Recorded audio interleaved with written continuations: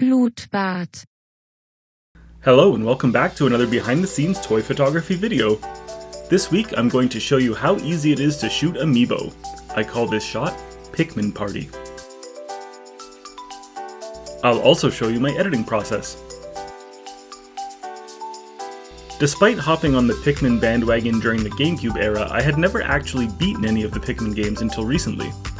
After getting Pikmin 4 for my birthday, I decided to play the whole series in order, and I have been absolutely obsessed ever since.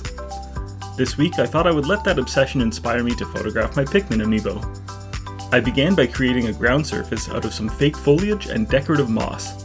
Both of these things can be found at craft stores.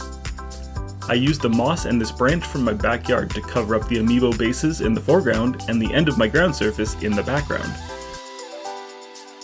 I also used a handful of aquarium decoration plants to fill in the background and frame the shots on the sides. There's a lot of fruit collection in the Pikmin games, so I included a few blueberries to add some interest to the foreground. To finalize the scene, I used my background TV to project some scenery straight from the Pikmin games. Lastly, I moved my light into place. I only used one light for this shot, and I took the diffuser off of it to simulate harsh sunlight. Time to shoot! Here's my starting image. This is one of the easiest edits I've done in months. Unlike action figures, Amiibo have no articulation, and since I covered the bases in moss, the only real edits to make were color corrections. In addition to the levels and color balance adjustment layers that I use for every edit, I also tweaked the hue and saturation and added a warm photo filter, which I really cranked the density on.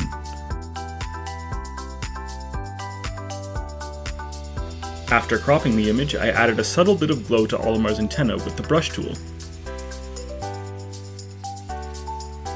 Finally, I used the dodge tool to lighten up some of the Pikmin and make their details more noticeable. So once again, here's my starting image. And here's where I ended up.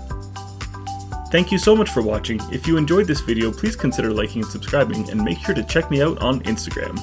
Thanks, and until next time!